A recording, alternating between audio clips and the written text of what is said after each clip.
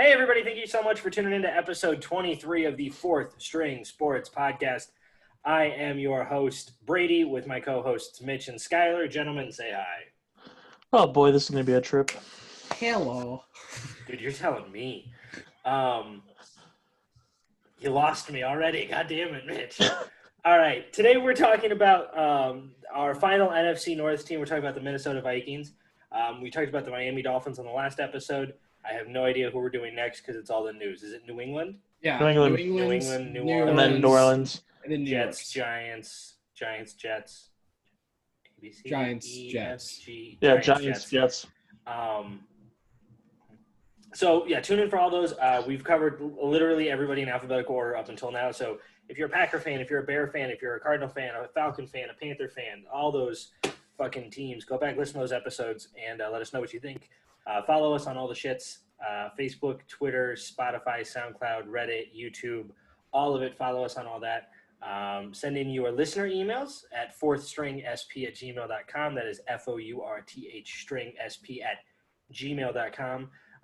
If it's something interesting, if it's an interesting point, we'll read them on air here. We had one on our last episode, I think, was when we had it. So we already had, I think, 2 or 3 now. So, yeah, I mean, we're more than interested in answering your guys' questions. We've also got our what's list that we're breaking down today, and we've got our what a putts at the very end of the episode. So we appreciate everybody tuning in. So, gentlemen, do we want to get into the what's list first, or do we want to go over some of the other sports topics?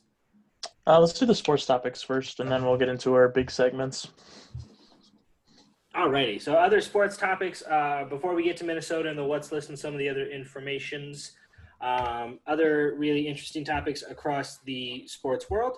The NFL had met with the Players Association and has decided, after reducing it to a two preseason schedule, we're going to do no preseason. So the season is just going to kick off when the regular season is supposed to. I think it kicks off with is it Kansas City, Houston is technically the first game of the season? I believe so. Let me check real quick. Yeah, I think so. So that's how it'll kick off. So, boys, do we agree, disagree with? I feel like there's a lot of pros and cons with getting completely rid of the preseason. So what are our opinions on it? I really don't have an opinion yet. I'm just really curious, just because, with no preseason and basically like a limited like training camp kind of thing, how like rookies are going to make an impact this season. Yeah. Because with no preseason to actually get like live game reps, they're going to be like behind the curve a little bit. So a team like today, the Minnesota Vikings, where they have 15 rookies and some of them are slated to play big roles like Justin Jefferson, how are they going to do this season now that they don't have a preseason? They really don't have a true training camp. So I think it's going to really hurt a lot of people or a lot of teams more than they think so. Because I know there's people like Aaron Rodgers who are like saying like, yeah, preseason doesn't really matter. We have training camp, so we'll be fine. So it's going to be interesting to see how it plays out. Yeah, I'm still wondering to see if they're going to be doing any of those live reps against other teams, because I know with COVID and everything, that might be that would kind of defeat the point of not having preseason games. But I my opinion really hasn't changed since they've gone down to 2. Because again, preseason more helps like people on the bench, people that are going third, fourth string, people that wouldn't normally get a lot of looks, and helps them show how they can play during game time. Because we all know that you could have a shitty ass practice and still play amazingly in game time, because it's different. As much as coaches try to make practice more like game, there's that same intensity isn't there. So my opinion really hasn't changed. I think it's a much safer option until we get into the season. But I am kind of disappointed we're not going to be getting any pro football until at least September. But we'll see. Yeah, I'm upset about it for the younger players, especially the undrafted free agents who are really just fighting for their shot. Like, those are the guys that I'm upset about. I feel like if this is what the NFL is going to do, I think the NFL should put on a 1-year thing, allow teams to double the practice squad. So to have 20 guys or so on the practice squad, just so that a couple other of those undrafted free agents will have the opportunity to move up into roles. And I mean, hey, me and Mitch are Packer fans. We literally know all about undrafted free agents. Just look at like half of our wide receiver core this year. Like, we're putting our hopes in Alan Lazard, who was an undrafted free agent. He played great last season. So I feel bad for those guys. I feel bad for the later picks, the 6th, the 7th round picks that won't get the playing time, won't get the necessary shot unless it's trash reps and game minutes, trash minutes, for game reps, or it's, when the team is so far behind that it doesn't matter, or when there's an injury. So those are the guys that I feel bad for. I don't think the majority of the players actually give a crap about this. I think it buys the NFL about 3 more weeks, give or take. I get it. There's pros and cons to it, but I do think it was the safest move for the NFL if they want to ensure that fans are back. So, and some other interesting stories. Even though some players who are outside of the bubble have tested positive, the NBA reported no new COVID cases in the Orlando bubble. Multiple fish have been caught by multiple players. Haircuts have been had, but no cases of COVID-19. I think this is a win. This is a huge win. This proves that the bubble, in theory, can work. Yeah, I agree. It's a really nice win for them, especially after that rough start they had, just based off of how are they handling with the living arrangements and the food and that kind of stuff. But with them handling the testing and having no positive cases, I think that's a huge win. And I also think it's funny that they're basically making the 2K neighborhood right now, starting with that barbershop. Bro, that shit's so fucking funny to me. Oh my God, that little barbershop. I think it's done now. I would hope so. I don't know. Some guys have gotten haircuts, but I've also seen it looks like personal stylists can come into the rooms or some shit like that. Yeah. But that fucking barbershop shit is so goddamn funny to me. They had to build a little house for it. They couldn't just convert one of the fucking hotel fucking meeting rooms into that shit. What the fuck? Well, I guess maybe if it needed a sink, that makes sense. Yeah. I'm telling you. Yeah, but no, I agree with both of you. I think this is a win for the NBA, especially when you had players like Kevin Durant and Russell Westbrook, and testing positive for COVID, and then you were seeing other people that were just kind of I don't know if I'm going because of all of this. What was happening with Black Lives Matter, what was happening just in general in the world. So them getting this is a huge win for them. I think that it does prove, like Brady said, that the bubble can work in theory and that it is working right now. I'm interested to see what happens once all those players that are currently being quarantined for, taking 2 steps outside of the bubble to pick up Postmates and then coming back, whether or not what happens when they get back in, because they've been outside the bubble. If any cases go up, but if they don't, then you know what? They're doing a really good job right now. I think this is also a big middle finger to all the other leagues. I mean, look how well we can run this shit. Fuck you guys. Again, NBA exceeding expectations. So far, yeah, and from what it appears, it looks like they fixed their food also. Yeah. Which is nice. The players seem to be a little bit more happy. I think a large part of it is that practices have begun as well. But we'll have Sorry, go ahead, Skyler. We'll have they're doing exhibition games this week. Yeah, we got exhibition games this week. We'll have regular season NBA by the end of the month here. Baseball, they're doing preseason games right now. Mitch, you said who's playing right now? Yeah, I saw a clip, and it looks like the Royals and the Astros are playing because they're showing that a Royals player was throwing balls at Bregman and Altuve. That's fucking hilarious. Again, I want to see I'm going to go back to the Las Vegas books and see who still has the highest odds of getting hit with the first pitch during their game. I did see that Anthony Fauci is going to be throwing out the first pitch for the Nationals. Yeah, I saw that too. Oh, is he? Yeah, Fauci's throwing out the first.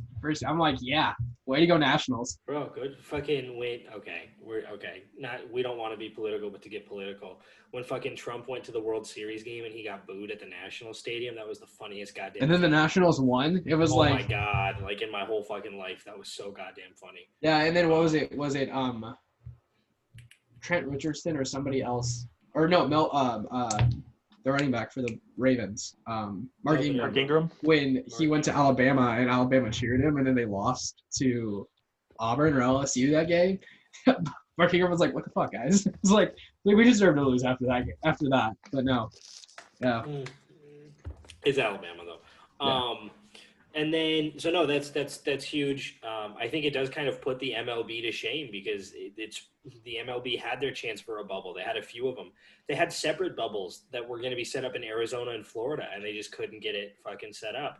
Now, partially, I understand and agree with the one in Florida, but the whole NBA bubble is literally taking place in Orlando, like in the middle of the worst state to be in for COVID, Yeah. and no new tests, no new positives. So that's big. Other really important NBA news. As an update, the NBA is allowing players to wear social justice stuff and terms. They've also allowed, I believe, Black Lives Matter is going to be put on the jersey as well as it's going to be put on the NBA court. Yeah. NBA players are allowed to personalize the backs of their jerseys. Mm-hmm. So Kyle Korver decided to put Black Lives Matter on the back of his jersey. Yeah, there's like 15 approved phrases or something that they can like use. that were approved. Yeah. Yeah, they can put some of the names too. The NFL, I heard they couldn't. I thought they could because somebody wanted to do Breonna Taylor, and the NBA stopped that. Okay. I don't think they can do specific names. The NFL, I think, is allowing stickers on the backs of helmets too for Black Lives Matter and names too. Yeah. They're allowing names on the backs, on the backs of their helmets. So. Yeah, Wisconsin Badgers are doing a black W. Yeah, they changed the crest, which usually had a white W on there to black W, so solidarity. That's just an update. We've been very, very open about our opinions on all of that stuff. Other super interesting development, it looks like the owner of the Timberwolves is going to look to sell the organization, and a group of investors, which includes one Kevin Garnett, former Timberwolves legend, is very interested in buying the team. I think this is fantastic because I actually like watching players come back as owners. Like, look at Magic Johnson with the Dodgers. Look at A-Rod or Alex Rodriguez with the Marlins. You can look at Jeter. Is it Jeter? Wait. Yeah, Jeter's got the Marlins. No, A-Rod wants the Mets. Oh, that's right. Jeter with the Marlins. And A-Rod wants the Mets. I get bald Latino men who played on the Yankees mixed up every now and then. I mean, it's true. It took me a while to get him. It was like the only thing I could do later was like, okay, A-Rod's the one that does steroids, and Derek Jeter's the goody good. Yeah, it's like that was it. Too bad he got shot by Mark Wahlberg. What? Have you seen The Other Guys? Oh yeah, never mind. Oh, that's right. Okay. I was like, which Mark Wahlberg? Bro, I was straight up for a moment. I was like, I don't remember that in the Bourne movies, and I was like, wait, that's not Mark Wahlberg in those movies. Like that was over my head in like 3 different levels. That's fucking funny. But we're seeing more and more some of these players who are becoming like more and more invested within the teams. I mean, you look at Michael Jordan as the owner of the Charlotte Hornets. What? That hasn't really worked out for him. It hasn't, but you also see like players coming back into high management positions. Like, I mean, I'm going to talk about Larry Bird today, and how long he's been there with the Pacers and stuff. So I do like this. I think this is interesting. I like the group of investors because it both protects them. Because if like one guy turns out to be a prick or does something illegal or sexist, then the whole company doesn't have to sell. They can just buy out from him, as opposed to like what we're seeing out in Washington, which is most likely that Dan Snyder is going to be lynched by a mob of other NFL owners with the way that he's handling this whole situation right now, which is infuriating, by the way, and we talked about it on the last episode.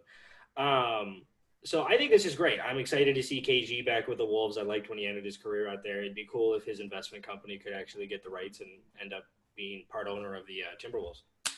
Yeah, I'm definitely down for it. I mean, I think Minnesota really needs this because when's the last time they've really been relevant?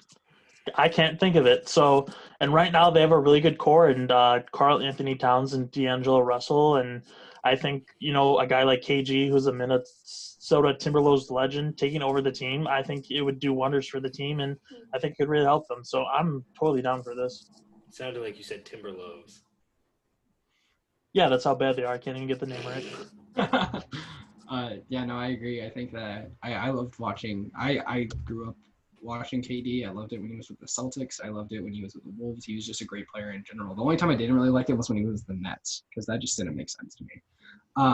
Bro, But R.I.P. the Nets. R.I.P. the Like, Nets. we're gonna have to do a what segment on like worst sports trades of all time because that shit's on there, man. Oh That no, was the fucking Celtics are ridiculous. looking great after that. But no, I think Haven't won a championship. Sorry, go ahead, Scott. well, neither of the Nets. Sorry, go ahead. No, but I would think that but no, I do like it. I like the fact that more and more players investing in teams, more and more players trying to get team ownership because I like it because I think that owners. I mean, I've made it known that when it comes to owners versus players grievances, I agree with the players 99% of the time. Mhm. So if more players become owners, that could solve our issue, maybe, unless they turn into total jackasses also.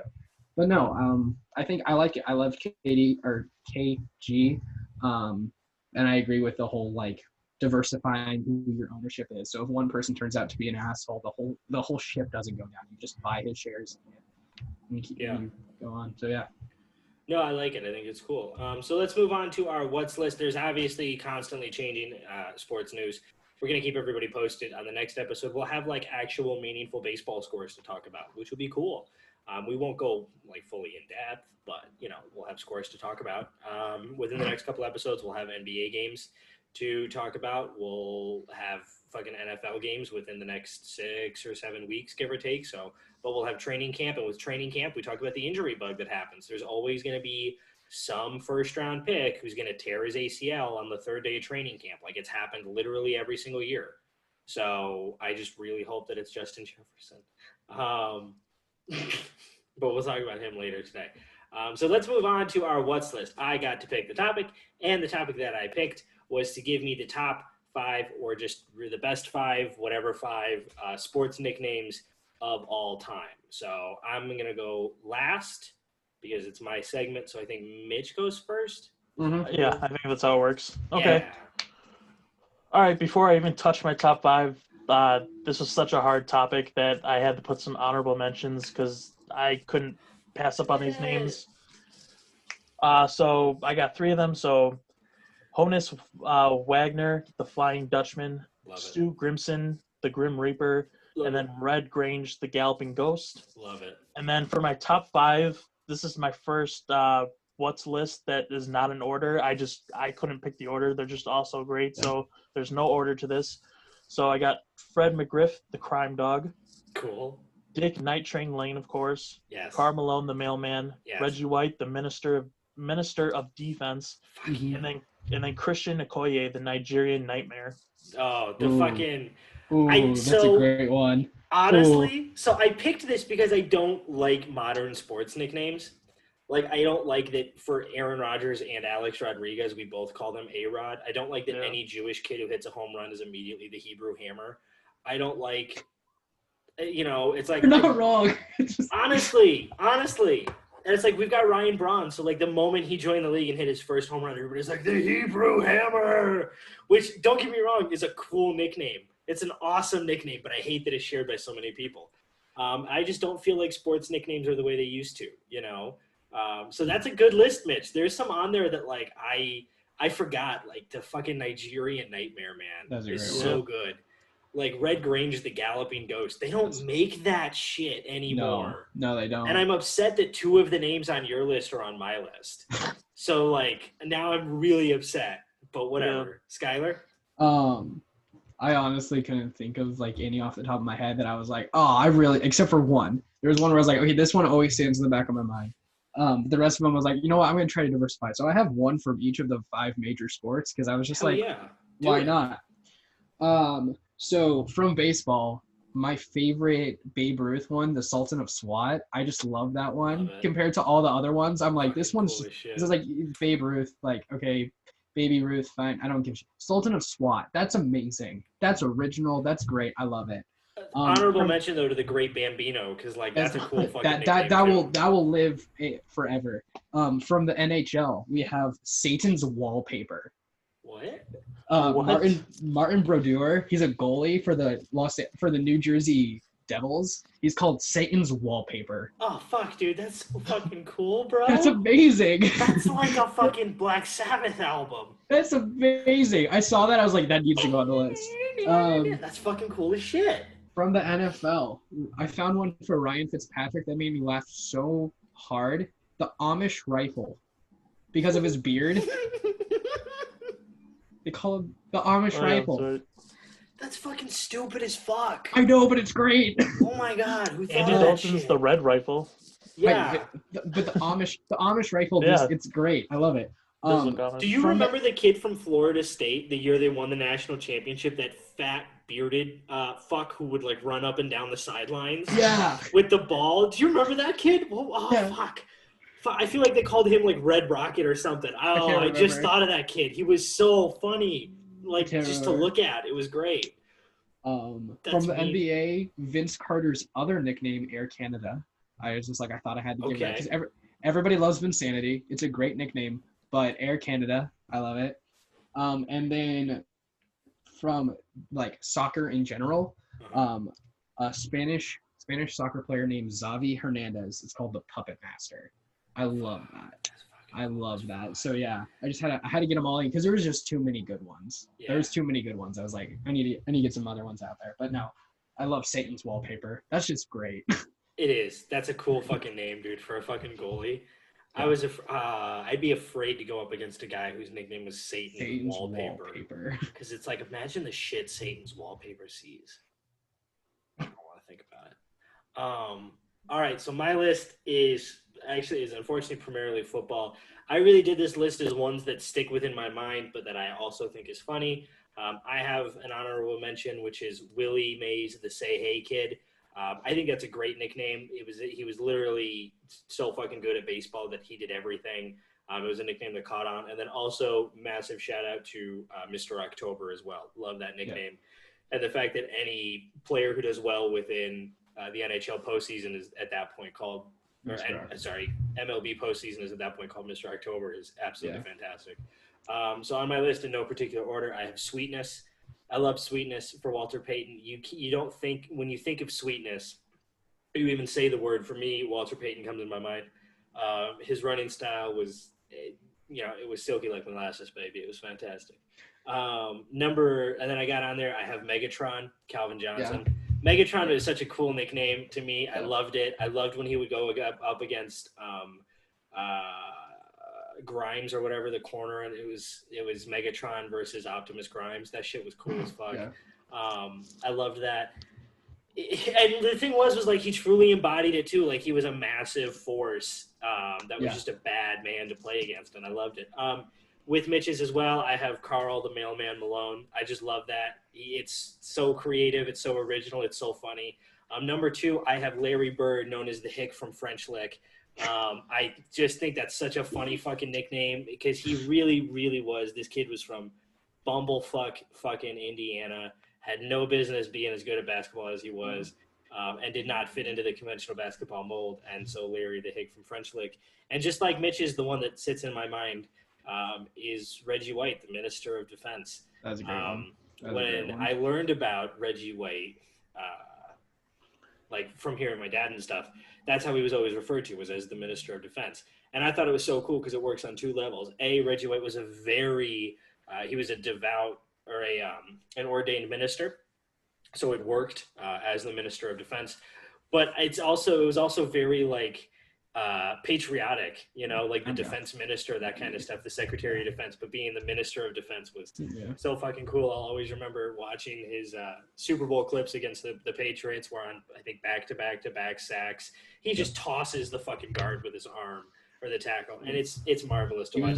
He was one of the best to watch. He was one of the best guys to watch, whether it was with Green Bay or whether it was Philadelphia or even the short stint in Carolina. He's a fantastic man, and R.I.P. to Mr. White. So yeah, that was our list. I think that was fun. I think it's just a fun change up instead of yelling at each other over Kobe. So, so Mitch gets to pick the next subject. Mitch, what is our next What's List subject? All right, so for next episode, we're going to be doing our top 10 sports athletes that we miss watching. And the rules are, it can be from the pros and college, and the person has to be retired. So, for example, can they be dead? That works. So, for example, Skylar can't say Tom Brady because he's still playing in the league. So it's got to be somebody who's retired or dead. Got it. Sorry, I dropped something. That's my Oh bad. God. So no, I mean, I think that's going to be fun because there's a lot of names like to me that come up right away, like guys I genuinely miss watching play football. So We're I'm definitely super. Go ahead. we're definitely going to see like childhood favorites here. Oh, for sure. Like Oh yeah. where it's going to be like college and pro Yeah. favorites that we love to watch that like either didn't make it in the league or just no, it's gonna be Even fun. like honestly, even guys that a lot of other people don't remember, like fucking Amon Green. Like Oh, I miss watching Amon Green play Amon football. Green. You know, like That was my obviously. first. That was my first jersey. Your dad and you got that jersey for me for my birthday. That was my first jersey, Oh Brady. yeah, Was man. Amon Green's Packer jersey. Yeah. Fucking like Monty Ball, you know, for Yeah. Oh yeah. for Wisconsin and stuff like that. But then also like I miss watching. I don't even know if he's actually retired. I know he's not on the Brewers, but like I miss watching Prince Fielder. You Yeah, he's know, retired. is he retired? Big Cool. Poppy. Yep. I miss watching Big Poppy. Um, David Ortiz. you know, so like names like that, I think will be really really cool to break down. So, I'm and gonna I put like that Mark. we can do it from a place of love, and it's not just arguing at each other. I might put Mark Sanchez on mine just because you know what, he was a horrible quarterback. Mark the butt fumble Oh, Sanchez. Oh, we should put that on the list. Mark the minister of dad ass Sanchez. So let's move on to Minnesota. Our final team in the NFC North, we've already covered Green Bay, Detroit, and Chicago. Go back, listen to all those episodes. Minnesota last year actually had a lot better season than a lot of people expected. Very similar to the other team in the NFC North, the Green Bay Packers. They finished 10-6. They were 2-4 in division. They won an overtime wildcard game against the Saints team that they had no business beating before getting beaten up pretty bad by the Niners in the divisional round. Cousins threw for 3,600 yards, 26 touchdowns, 6 interceptions. Cook had a good year. Thielen had a pretty down year, mostly due to injuries, but also just lack of production. Big offseason moves for the Vikings, trading Stephon Diggs, letting a lot of people walk, had a massive draft. So kind of before we hop into their free agent losses and pickups here, knowing how this Vikings team did last season, kind of anticipating how we think they're going to do this upcoming season, where do you rank the Vikings? In or in need of a rebuild, in or in need of a reload, 8-8 playoff tier Super Bowl caliber team? I would say the Vikings need a reload. I think they have some good pieces, but are they really sold on Kirk Cousins as a long-term answer for the quarterback position? I still think that the offensive line needs help there, and then just losing all those defensive pieces, I really think it needs to be built up. So they have some nice pieces in, but they need to answer some questions before I can take them serious as like playoff contenders or like Super Bowl contenders each year. Yeah, I think they understand they're in a reload right now because letting all those players walk, trading Stephon Diggs. I wouldn't be surprised, even though he just got a contract extension. I wouldn't be surprised if Kirk Cousins was going to be start going, like they're going to be getting his replacement here soon. I think we see it in their draft too that they understand they're in a reload, because they really did nothing in free agency. So yeah, no, I think they understand they're in a reload right now. So it might be a little bit before their playoff caliber. I'm going to mark this as a little bit more of like, I would say a low playoff tier to an 8-8 team.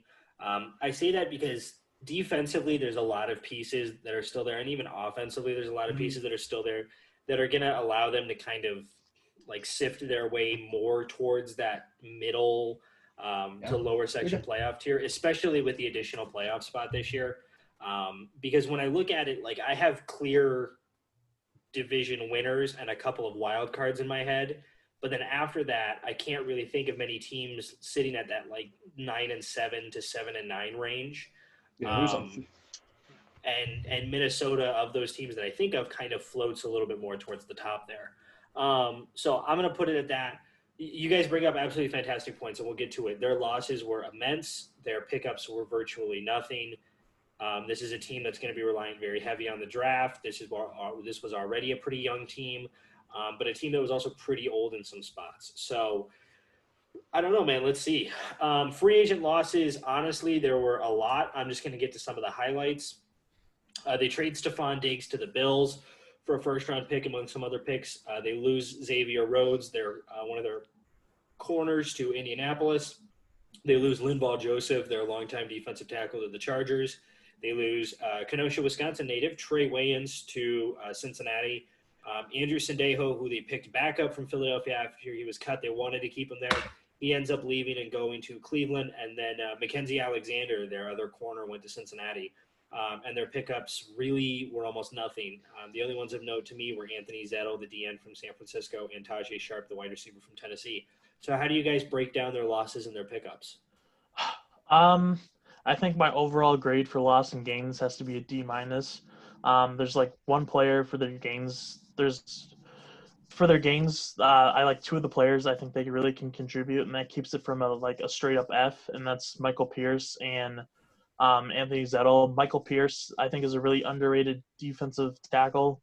I really wanted the Packers to pick him up. I think he can produce for them and kind of shore up that defensive line for them. And then I think Anthony Zettel could be a fantastic depth piece.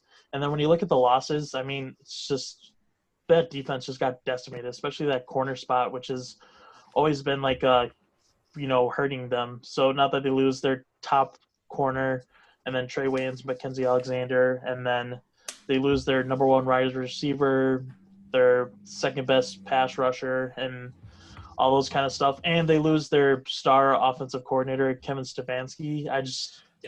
There's a lot they got to put back together. And like I said, there's two gains that keep this from being just a straight up F for me. This is eerily what I think Kansas City is going to be looking at in a couple of years, where it's like you sign a quarterback to a really big deal, and then you don't have cap space in order to sign some key pieces in other areas, especially on that defense. So I think Kansas City should be looking at this so that they don't get into this position. They can start drafting early and start figuring that out. But I agree. I think the defensive backfield is basically no more. And we see that in how they did it with their draft. Linval Joseph, I know him just exclusively as a Viking. Xavier Rhodes, Stephon Diggs. It's going to be weird seeing those players not in Vikings uniforms. I also say Vikings losses with Cincinnati's gains because they picked up two of their better defensive backs, which was a struggle for Cincinnati last year. But no, I think that if they didn't draft as decent as they did, I would say that this offseason as a whole was a huge loss. But no, yeah, they lost everyone almost on that defense. And I think that they got some additions, but it was you couldn't really do anything with the money that they had available. Yeah, to me it felt like throwing a Band-Aid on a severed leg type thing. I think the Stephon Diggs trade, let's get into that a little bit because that made absolutely no sense. Minnesota did get a good return for him. I believe they got a first. I know they got a first, and then I think they got a fourth and a sixth, or something along those lines, or a fourth and a seventh, and they gave up a sixth, or something along those lines. Stephon Diggs was your team's best wide receiver by far. I mean, let's look at the stats here. Now, Thielen was hurt, no doubt about that.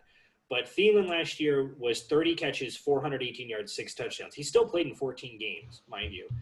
Stephon Diggs, who played about the same amount of games, 63 catches, 1,130 yards, and 6 touchdowns. So you're putting your faith in a guy who had a bad season last year to be your number one, an undrafted free agent like Adam Thielen, and then you don't really have a number two. With the Xavier Rhodes trade, he had a bad year. I kind of understood it. Or sorry, not the trade, letting him go. Trey Wayans and Mackenzie Alexander, I don't understand. Their secondary all of a sudden went from the strong suit of this team to being virtually non-existent.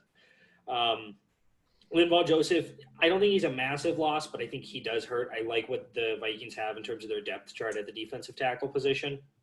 But with the Stephon Diggs trade on top of all of it, Minnesota took a $9 million cap hit by trading him. They had to pay him $9 million. And that's the key factor in Minnesota not having the money right now to extend the contract of one Dalvin Cook. Minnesota's sitting there at about $12 million in cap space. Cook wants about $15 million. If the team has the money from the Stephon Diggs trade, they've got $21 million in cap space, can extend Dalvin Cook no problem, and still have a little bit of cap space left over. So Minnesota's just fucked themselves literally into a hole with the Stephon Diggs trade, and I don't know how the team's going to recover from it. And the Kirk Cousins contract extension. Don't forget about that. Correct, because his contract this year is still fully guaranteed, all $30 million of it. And in fact, I actually think his contract is higher than that. I think it's closer to about $44 million this year. They took massive dead cap hits from the Linval Joseph cut, from the Xavier Rhodes cut. They took some cap hits. So this team is flushing money down the toilet. Anthony Zettel, I can take or leave. I actually like the Tajay Sharp pick. I think he had a really good rookie season in Tennessee. We'll see how he does now that he's basically going to be the number 2 guy, unless Minnesota is going to run a 1 wide receiver, 2 tight end set the entire fucking season, which they might do. But I know Gary Kubiak, and though he wants power football, he also wants to be able to throw the fucking ball, you know? Mm-hmm. So I don't know. I think they also relied on the fact that they had as many fucking draft picks as they did, because they're like we can replace some of this, but then again we go into the idea of like, you didn't need to do these things in the first place. Like, you didn't need to trade away Stephon Diggs. You didn't need to cut these players. You didn't need to get rid of Xavier Rhodes. But I also think that Kubiak kind of looked at what his roster was and kind of looked at it all in a situation and was like, okay, I need to make a decision. Because I feel like he was making a decision here now than he would next season, when a lot of these guys' contracts were due and they were up. And I think he kind of just wasted a year, honestly, to just kind of try to, like, you know, get some semblance of a football team for 2021. But I don't know. We'll find out whether or not it pays off at the end of the season. No, I kind of agree with you. It feels odd because, like, so my rationale on why the Green Bay draft was pretty good was because I felt like Green Bay wasn't drafting their direct needs because they knew that these guys weren't going to get the offseason to fully prepare. And so then it's going to take these guys up until week 8, week 9, week 10 of the season to even get their basic shit together when it comes to the NFL. And then you look at Minnesota, who, granted, they had 15 draft picks, so they had to draft somebody, did the exact fucking opposite. Mm-hmm. Like, we talk about their defensive backfield was absolutely decimated. Well, they drafted 4 defensive backs. They drafted multiple defensive linemen. They drafted the fucking quarterback. They drafted offensive line, multiple offensive linemen. This list is ridiculous of who they drafted, and you sit at it and you're like, what's your expectation of these guys? Mm-hmm. Like, do you expect Tajay Sharp and Justin Jefferson to make up for the production of Stephon Diggs? Because it's not going to happen. Not season 1. No. I don't think their secondary was great, but these losses are excruciating to look at. You're taking veterans and replacing them with rookies that now don't even have preseason games to get ready for.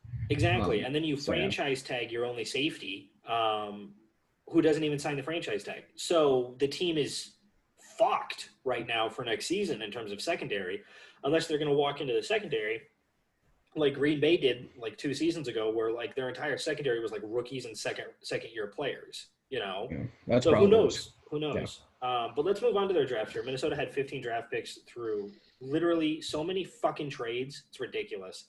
For the Stephon Diggs trade, they got the number 22 and the number 155 pick, which came out to a 4th rounder that they eventually traded. They also moved back with San Francisco in the 1st round. They got the number 31 pick, and then they picked up another 4th rounder and a 5th rounder.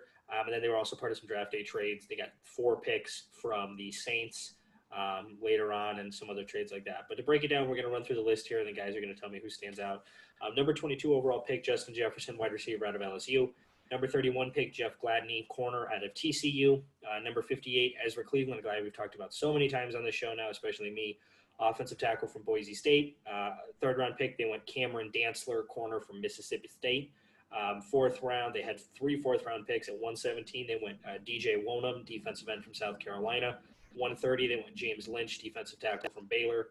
132, they went Troy Dye, linebacker from Oregon. They had 2 5th round picks. 169, they went Harrison Hand, corner from Temple, and KJ Osborne, wide receiver from Miami at 176. They had 2 6th round picks. They went Blake Brandel, offensive tackle out of Oregon State, and safety Josh Metellus from Michigan at 205, and then 4 7th round picks.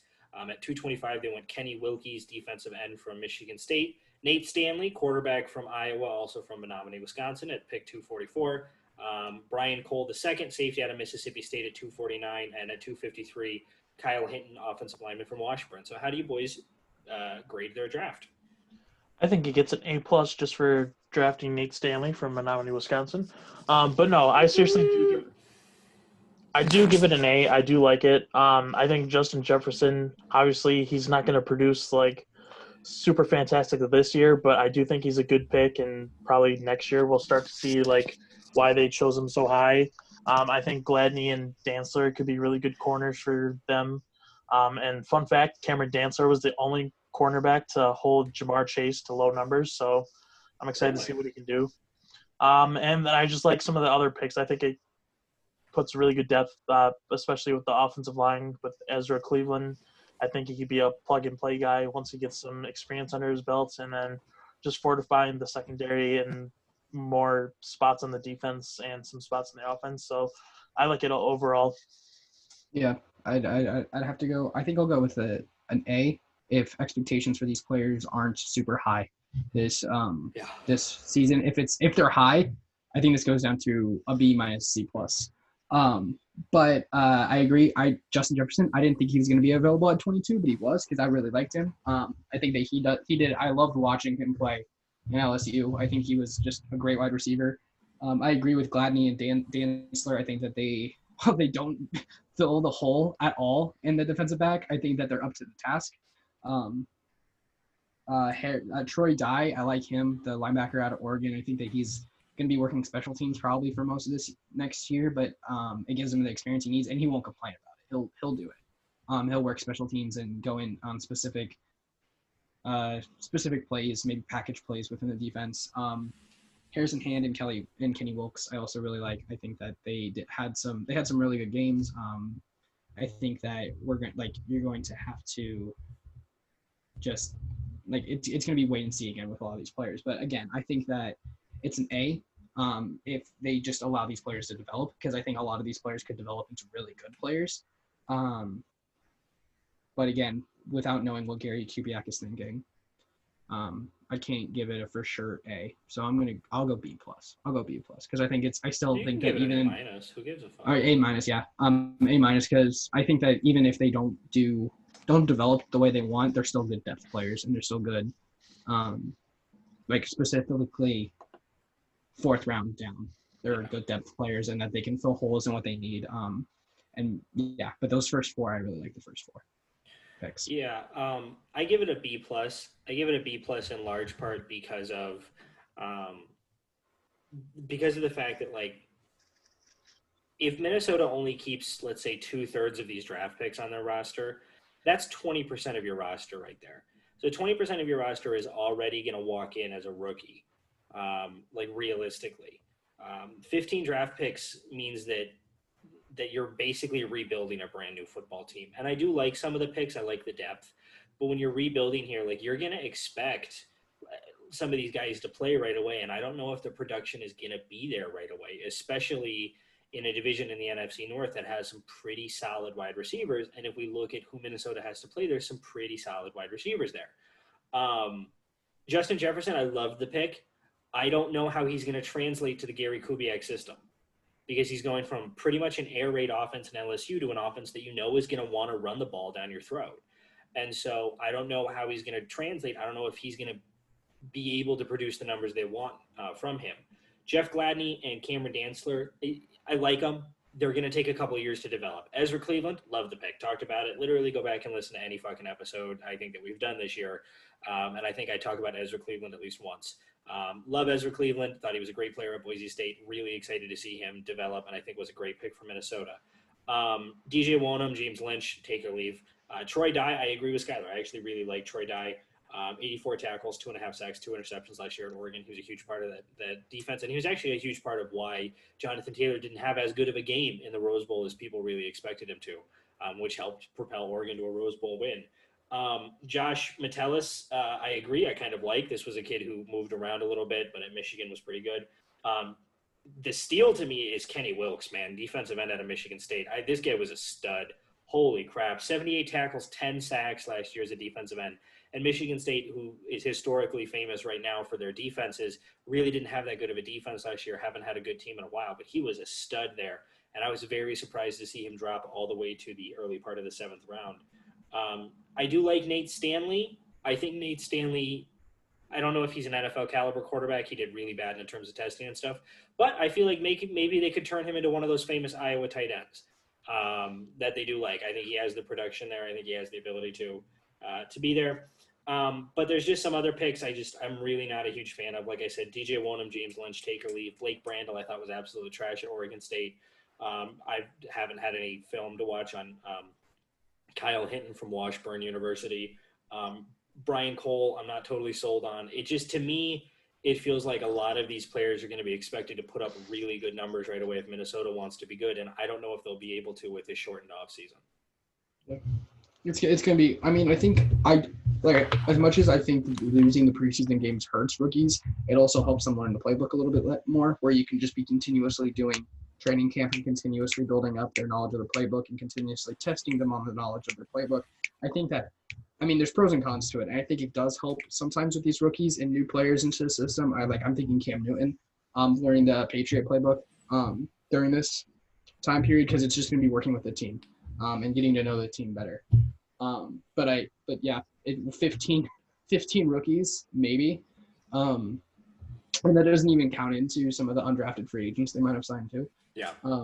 So I mean, yeah, I mean, we could look back in a couple of years at this class and see what they've developed, and I mean, we could have a couple fits here, but it's going to be they got a lot on their shoulders going into the season. Yeah, it's not unreasonable to think about the fact that like a third of Minnesota's team could be rookies or undrafted free agents.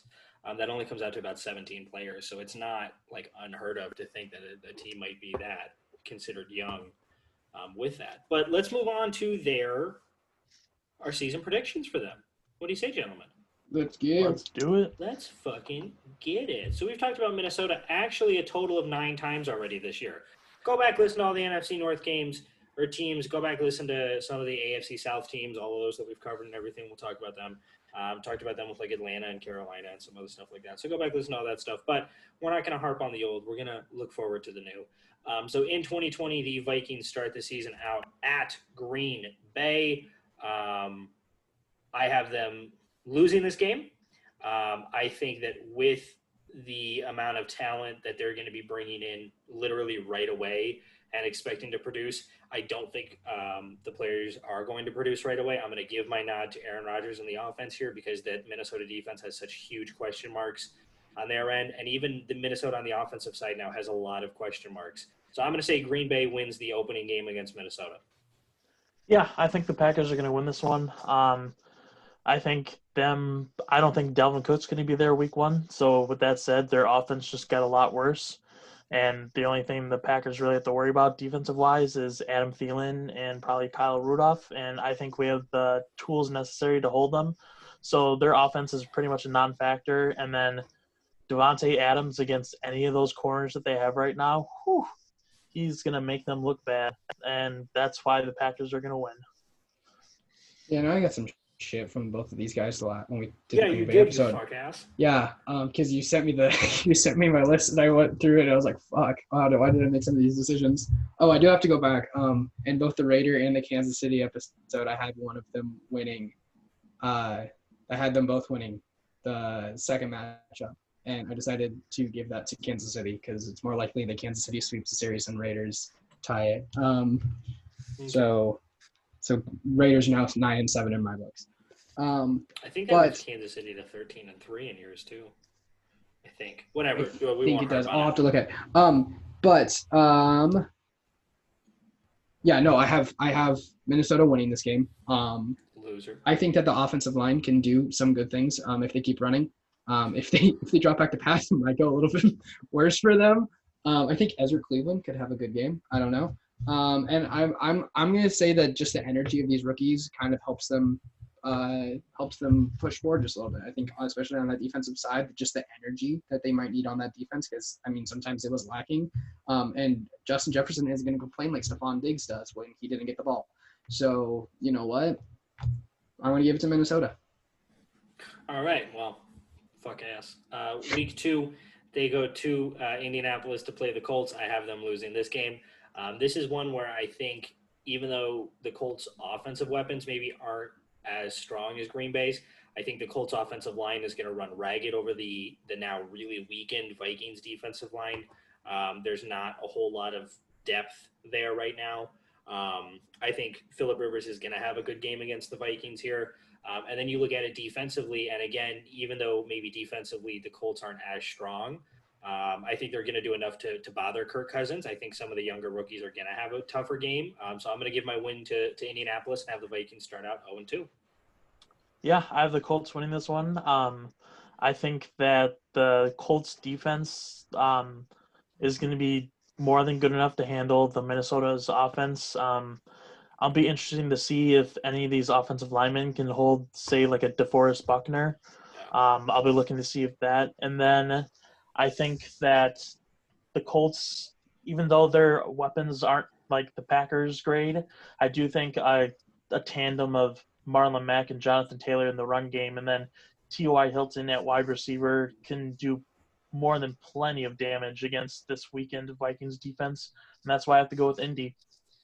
I think it's Indy's offensive line that wins this game, honestly, because I can't really think of a player on the Vikings defensive line that can even stand up or contest. I mean, even some of those rookies, they could develop into really good players, but not against the best offensive line in the NFL.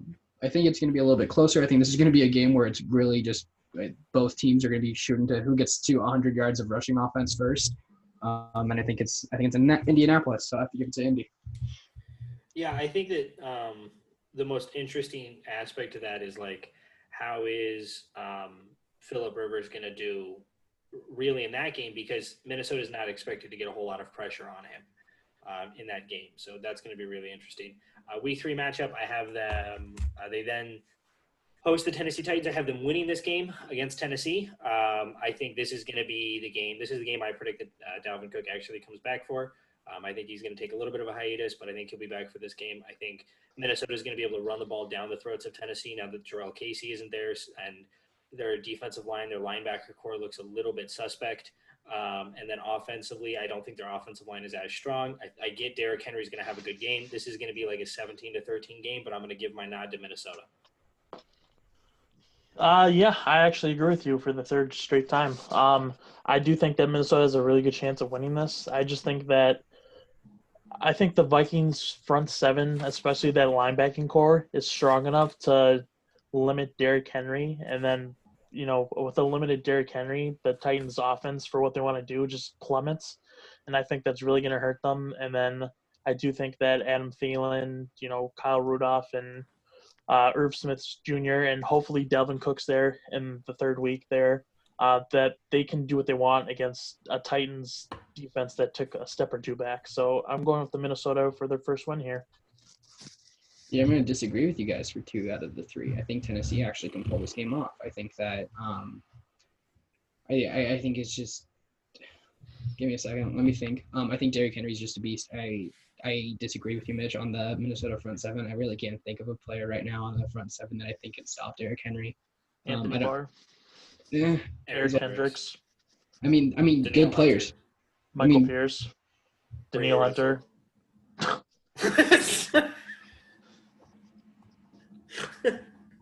As I was saying, Derrick Henry is still good. I still think that I said a player that could beat him. I don't think that they can. I think that. You know what? Shut up, bud. Put me in code. No, you talked already. It's my turn. No, I think Tennessee. We've disagreed. I disagreed on Tennessee this entire since we started the podcast. Honestly, but, just fall in line. No. I do think Tennessee is pushing there for the top of the AFC South. And I think that Minnesota just doesn't have the doesn't have the experience, especially at some key positions, to handle a next man up mentality that Mike Vrabel has. There you go. Thank you. All righty.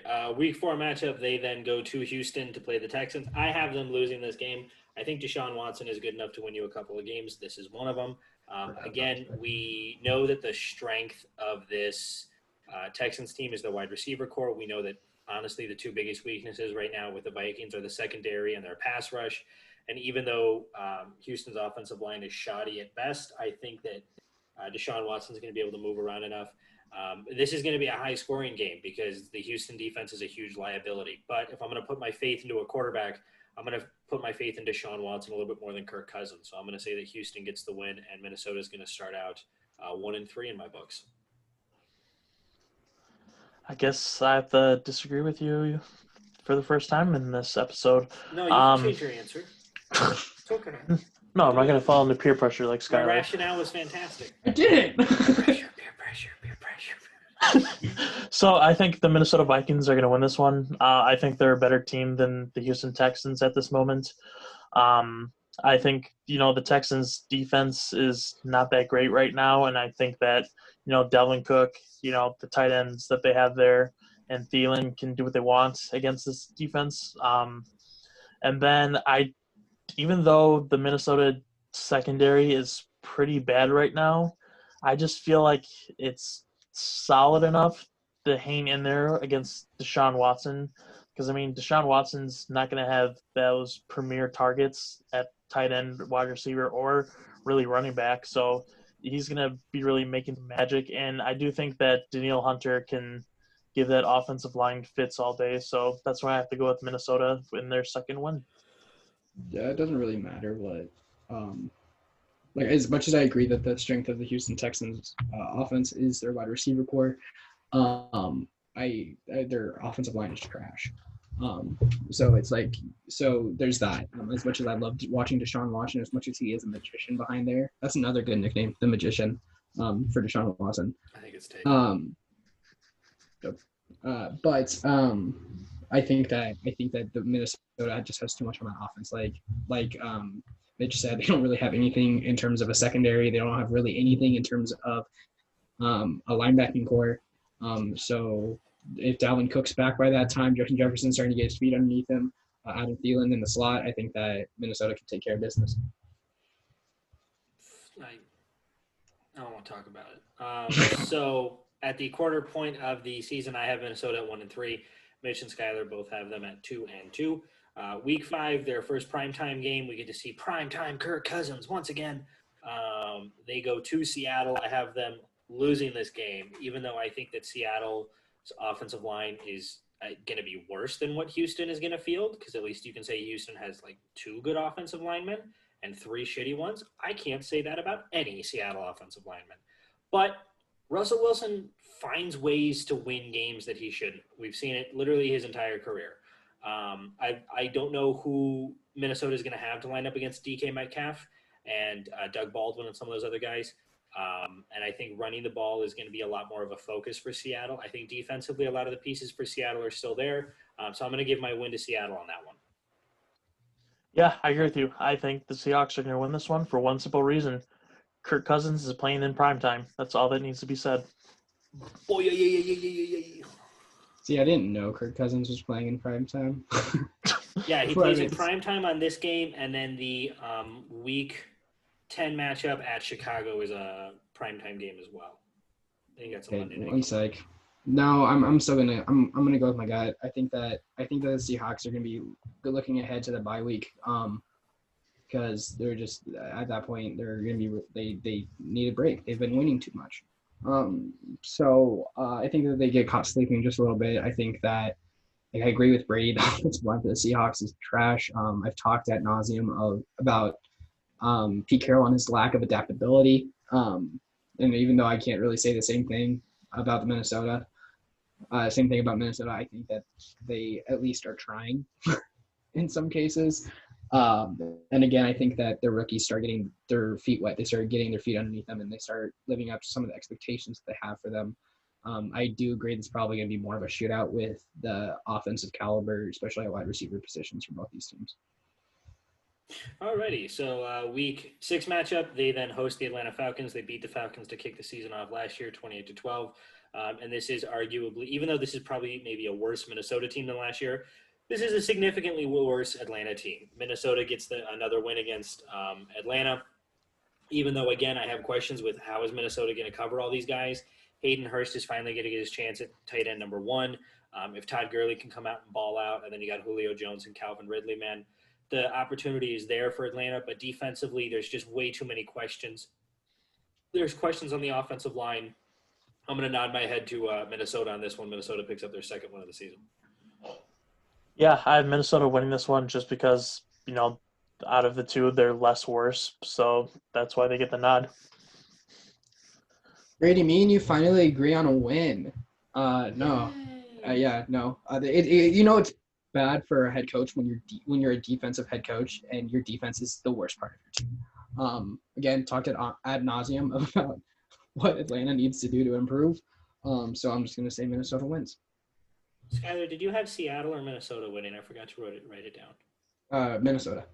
Okay, cool. All right, so then you got Minnesota beating Atlanta as well. Mm-hmm. Excuse me. So then Minnesota has a week 7 bye. They come out of the bye. They then go to Green Bay. I have them losing this game. I have them being swept to Green Bay or by Green Bay. I think even if the rookies get their feet under them, Minnesota still has way too many questions. They had no ability to stop either of the Smith brothers last year. Kirk Cousins threw 6 interceptions on the whole season. 3 of them came against Green Bay last year. So he's had an issue playing against Green Bay. When he has won, they've typically been pretty close games, led by Aaron Rodgers having a bad game. I think Green Bay, unlike Minnesota, hasn't taken a massive step back. So I say Green Bay sweeps the series against Minnesota. Yeah, I agree with you. I think the Packers get a sweep. Even if Dalvin Cook is playing in this game, I don't think it'll make too much of a difference. I think that our defense, especially our front seven, will be good enough to hold them. And I just think that, we're just a better team at this point than the Minnesota Vikings. So that's why the Packers will win. Yeah, I have to agree with both of you guys. I think that at this time, Minnesota doesn't have that energy behind a young group of people. And while they'll be more experienced and they'll probably be, know more about playing professional football, Aaron Rodgers comes out with a vengeance. He's upset that he lost the week 1 game. So Green Bay wins. All right. So then week 9 matchup, they play their other divisional game. Actually, they have 3 straight divisional games here. The next one, they get a home game against the Lions. I have them losing this game. The Lions have continued to play Minnesota closer and closer and closer.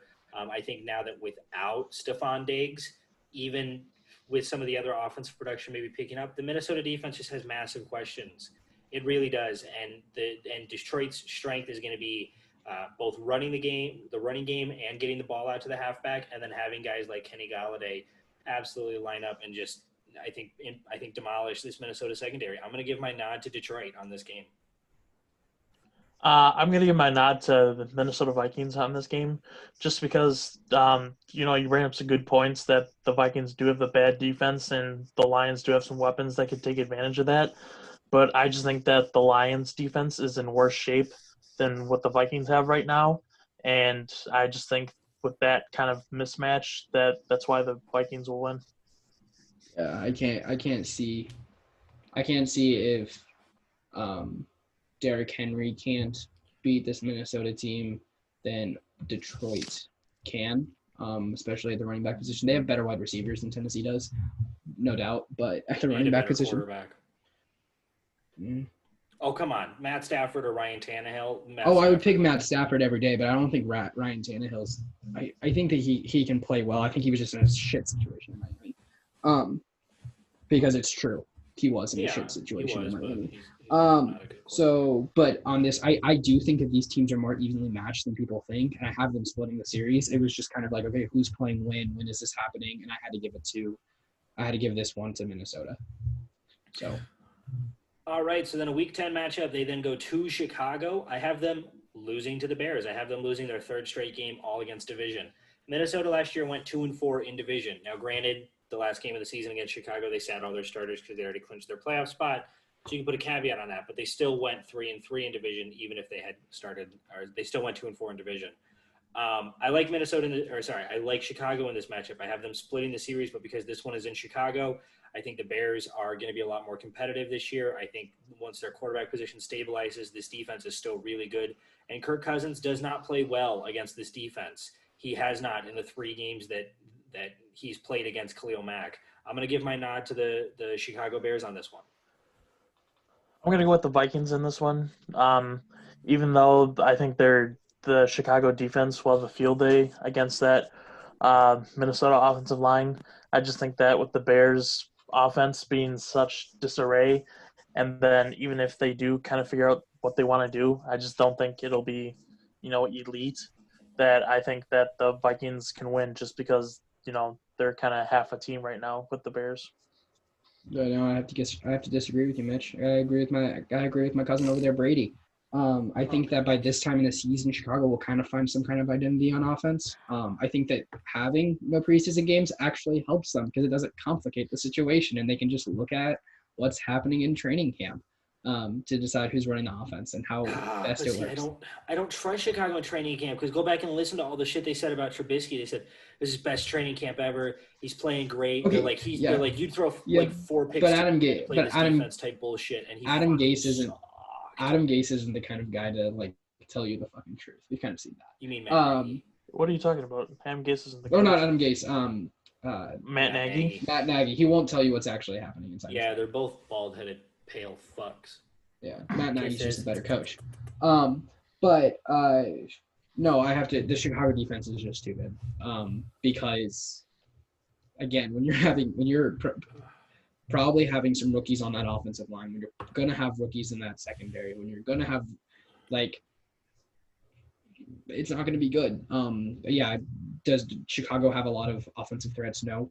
But I agree with Brady when I think David Montgomery is going to take a step up because he had almost 1,000 yards last season, but because he didn't have 1,000 yards, people thought he had a down year. He still had a pretty good year.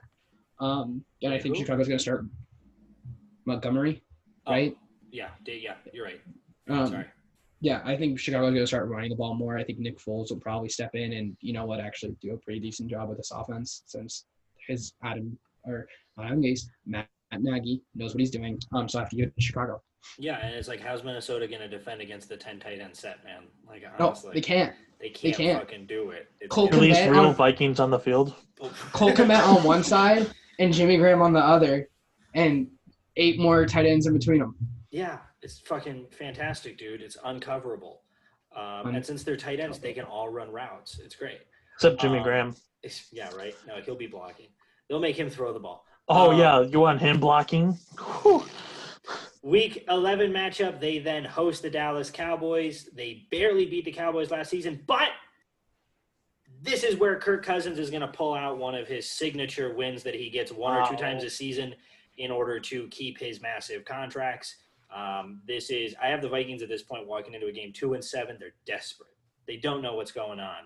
They can't figure the team out. And then they're going to beat Mike McCarthy and the Dallas Cowboys. I think that it's just a game where it's going to be between Dalvin Cook and Ezekiel Elliott. That's what this game's going to come down to. But I like the underdog, and I'm going to pick Minnesota to beat the Cowboys, even though I fucking hate both teams.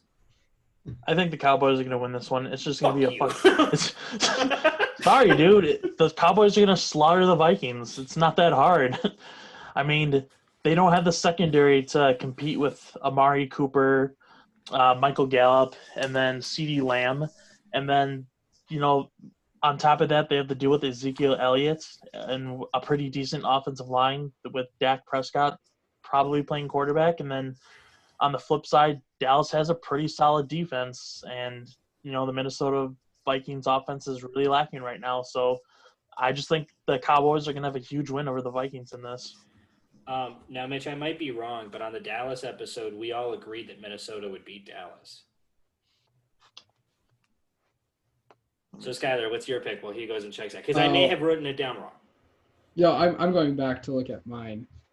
Dallas loses this game. Nope, I have them. Let's see. Because you had Dallas at 10-6.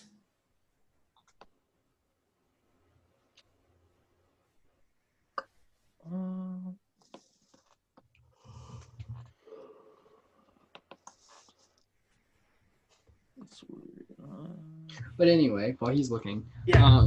I think Minnesota wins this game. I think it's one of those Kirk Cousins moments where he comes into the locker room and goes, "Did you see that? Did you see that?" And he's that pasty white kid from Michigan State that we all love. And I think Dalvin Cook has a pretty good game because I think their defense took a step back, honestly. Losing some key aspects, especially in that secondary. I think these rookies are going to start playing better. Not great, better. And I think that they're able to neutralize some threats. I think Dak Prescott's going to he's got that contract in the back of his mind. And even if it isn't Dak Prescott, it's Andy Dalton. And I don't know if Andy Dalton could beat this team. So no, I think that it's going to be a good game, but I have to give it to Minnesota. Did you figure it out, Mitch?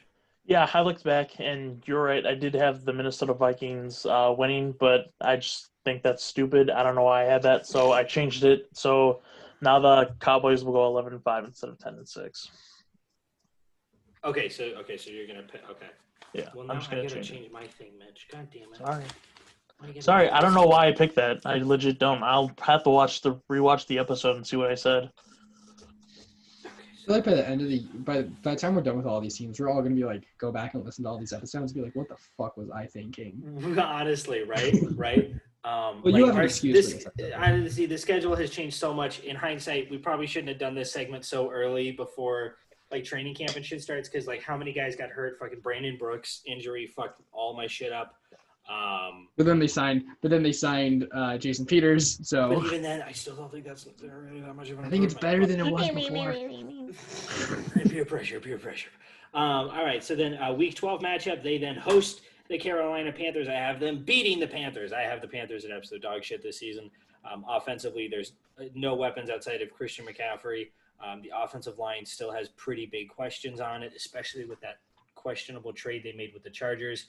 Defensively, it's really young. I give my nod to Minnesota, and they win their second straight game. Yeah, I think the Minnesota Vikings are going to beat the Panthers. The Panthers organization right now as a team it's basically like the first day of school where you do bullshit get to know you activities. I think that's exactly what this whole year is going to be for them. It's like getting to know you, what kind of offense works best for us, what's our strengths and weaknesses. That's basically what this year is going to be. So I don't think they're going to be that competitive, and they don't really have the roster to play against a team like the Vikings. So I think the Vikings win. Yeah, it just reminds me of when I worked at Gallup, and we had cards that we wore around our necks that listed our strengths that we would wear as we walked around when we weren't on the phone trying to get people to do our fucking polls. But no, I agree. We're talking about relying on rookies to step up into key positions. Carolina, defensively, I don't think it's going to work for them as well as it will for Minnesota. At least they spread it out a little bit. They focused on positions of need instead of just like, my entire defense. So yeah, I have to give it to Minnesota because I think that they're after beating Dallas, Kirk Cousins is bumped. Again, did you see that? One of my favorite sports. Can you dig it? Can you dig it? I remember when I got the job I'm currently working at, we had to do a get to know you, and it was like, what's one talent that you have? And I wrote, I'm bulletproof. Just don't ask me to prove it.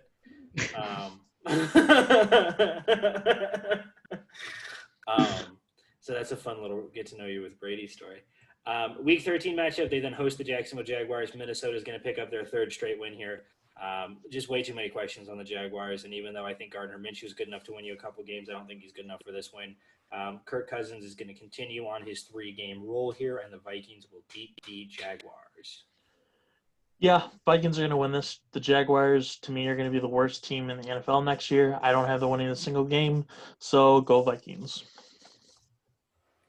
For me, yeah, again, Jacksonville, not the well. Me and Brady agreed on every single fucking pick for Jacksonville.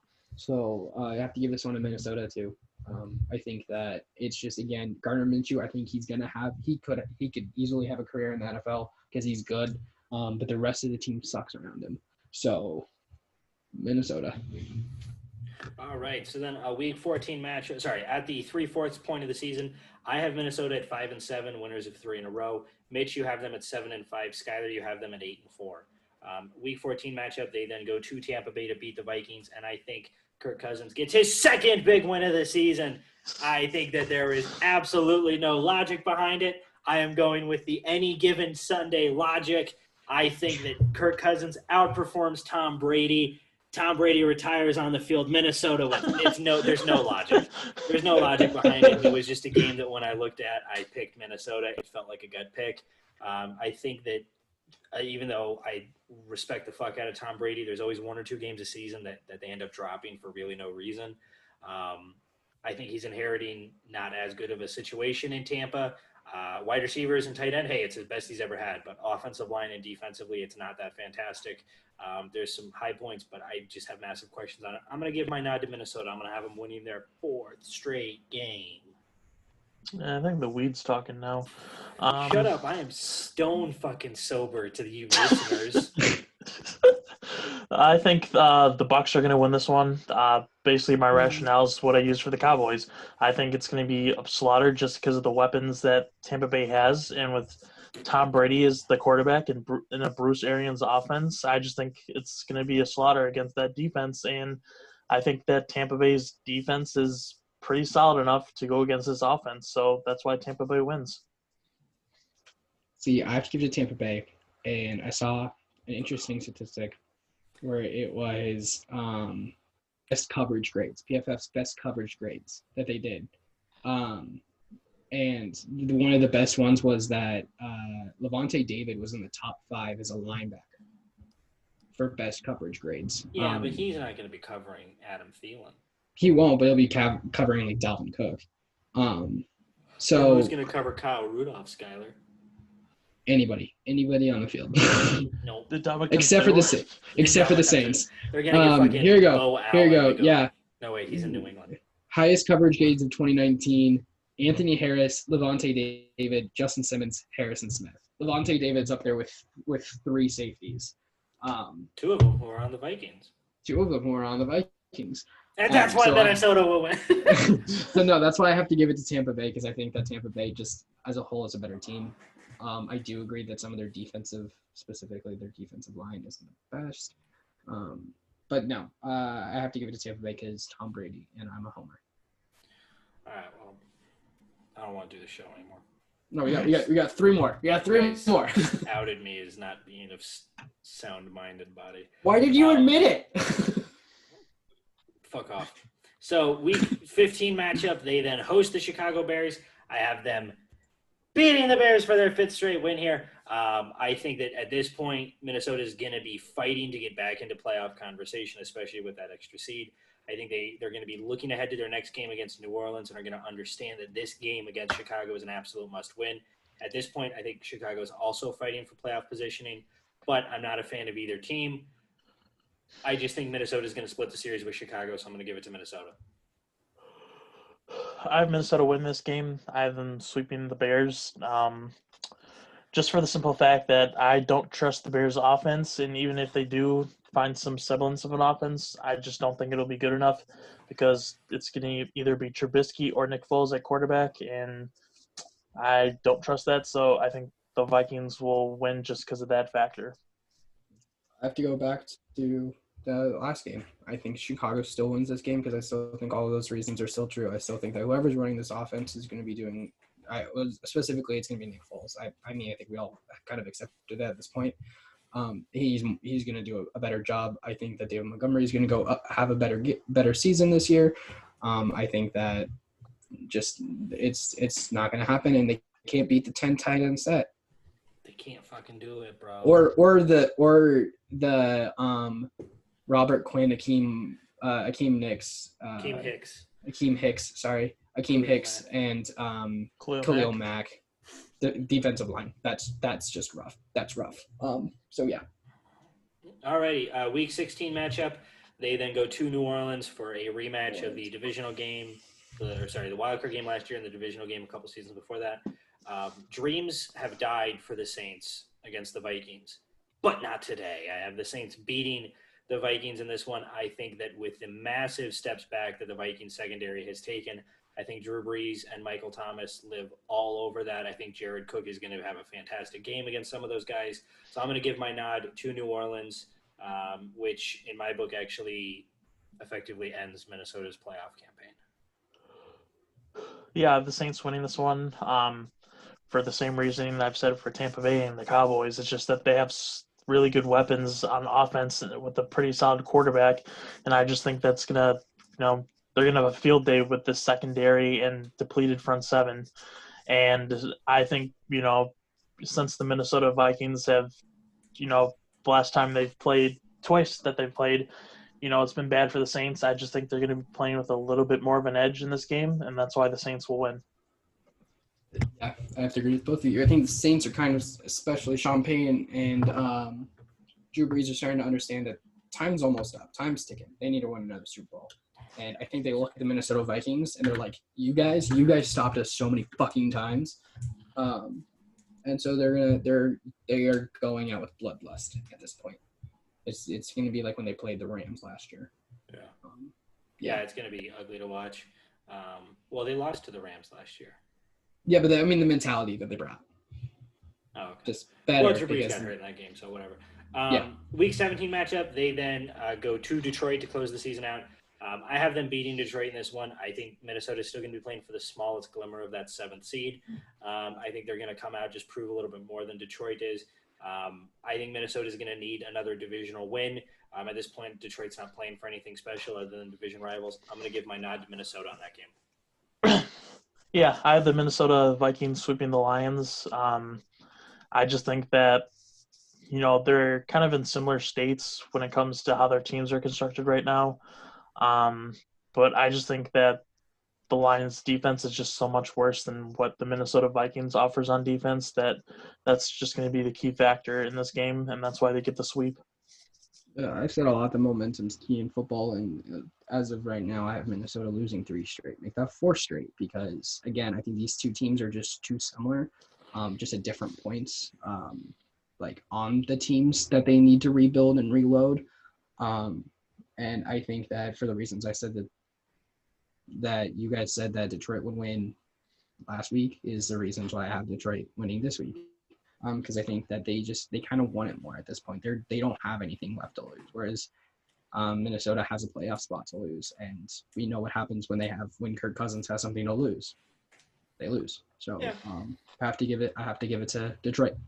Alrighty, so then to close at the end of the season here, Skylar, you and me both have Minnesota going 8-8 and 2-4 in division.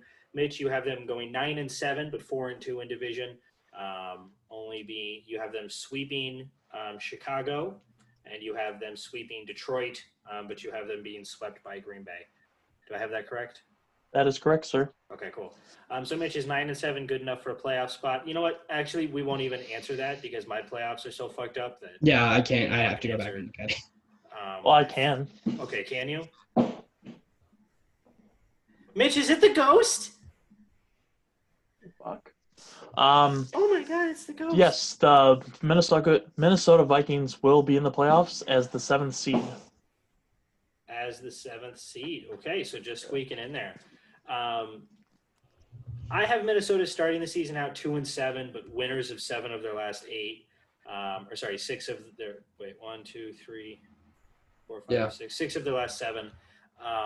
I just think that this team isn't going to be able to get it together. Some of those matchups earlier on in the year really heavily favor the other team. I don't know. The season could be completely flipped in terms of them starting out strong and finishing weak, like how Skylar has it.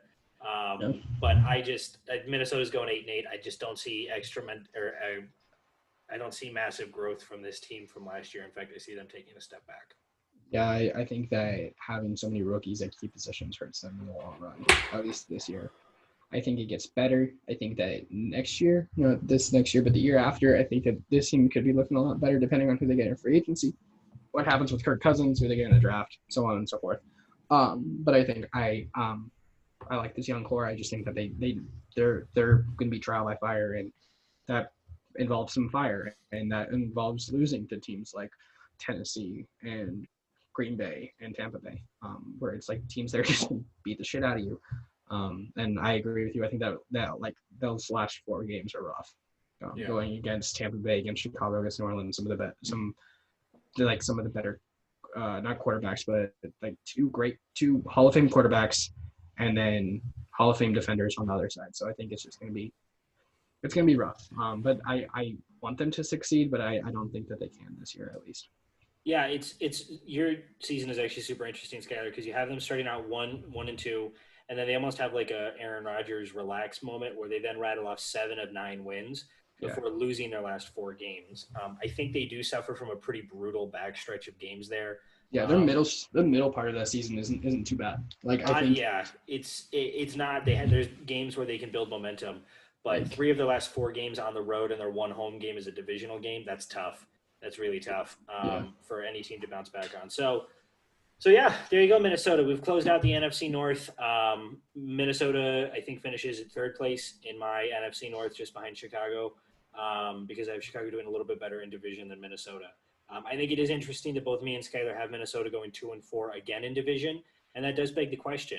Let's say that even best case scenario, like Mitch's, Minnesota goes 9-7. Is that enough to keep Mike Zimmer around? It's been a couple of years since you've had massive success. If you don't see growth from this, the Kirk Cousins deal is really keeping you locked up. Does Mike Zimmer's seat get a little bit hotter there in Minnesota? I think it can, honestly. I think that you're looking at it, and specifically if he misses the playoffs this year after making some of the decisions that they did, I think it's more likely that the GM's gone than Mike Zimmer. Because I'm trying to remember. Spielman? Yeah. Chris Spielman? JD Spielman's dad. Yeah, JD Spielman's dad. Which I really like Chris Spielman. I think he makes some pretty good choices every once in a while. But I don't know. Mike Zimmer. I want him to do I want him to do well. I've loved watching him coach. But again, I think his seat gets a little hotter. I think they might be shopping for new head coaches. I just don't know how many head coaches are going to be available next year. That's where it's like, do we really want to hire Bill O'Brien? Do we really want to hire who's the Jacksonville head coach? Doug Marrone. Doug Marrone. Do we really want to hire some of those guys? So yeah, there's some of that. There's some of that. We'll see what happens. Sorry, just to time out because to correct ourselves. The GM is Rick Spielman. Chris Spielman is his brother, the former Detroit linebacker who now does announcing for BTN. So Rick Spielman is the GM. Rick Spielman, JD Spielman's dad, former wide receiver of Nebraska, now wide receiver for TCU. Is that where he went? He went to TCU. He decided to go to TCU, which I'll say, I wish him nothing but the best. I loved him in Nebraska. I'm honestly surprised he lasted this long. I thought he was going to be gone when Mike Riley left. Like everyone else from Mike Riley's teams, they all left because they couldn't handle pressure, honestly. So you know what? No, I wish JD Spielman nothing but the best. You guys are okay with that. Who's the kid you got from Kentucky? Remember him? Oh, Wan'Dale Robinson. Yeah, I love Wan'Dale. Fucking stud. He's great. I love watching him play. And we've gotten a lot of wide receivers in the last 2 years because we needed bigger wide receivers. We had Mike Riley and Bo Pelini recruited wide receivers to play in the Big 10 or Big 12. Scott Frost is recruiting wide receivers to play in the Big 10. Big 6'3", 200-pound guys that can jump up and catch possession wide receivers. So no, but again, wish nothing but the best to JD Spielman. And he's a great player. And we got sidetracked. We did. Is this a JD Spielman segment now? Yeah, basically. I love him. Mitch, what do you think? Does Mike Zimmer's seat get a little bit hotter, or does Rick Spielman's seat get a little bit hotter? I don't know much about JD Spielman, but no, just kidding. Yeah, I think that if Mike Zimmer has the season that I have them out, I definitely think it gets hotter. But you guys had them going. What was your records? I couldn't hear them. 8-8. Okay, yeah. But I think if it's like under 8-8, I could see Mike Zimmer getting fired, just because how his team has performed in the playoffs recently, and that secondary always being a weakness and him always drafting corners and such, and it just doesn't do jack shit. And with him being a defensive mind head coach, I just think it would be time to move on. But yeah, if he does really bad under 8-8, I think he's gone. And even if he does best case scenario like mine, the pressure's still going to be there. So he's not in a good place right now. Yeah, I do want to ask Mitch. So without spoiling anything, from your list, it looks like their only win against a team that might finish over 500 would be Tennessee. If he doesn't show that he's able to beat some of those bigger guys, if he gets swept again by Green Bay, if he loses to Dallas, if he loses to Tampa, if he loses to New Orleans, does that maybe create a perception of him as not being able to beat some of those higher teams? Like you have him losing to Seattle. You have him these are all more premier NFC teams, Dallas kind of being the stud outlier there, and Tampa only being premier because of the additions that they made.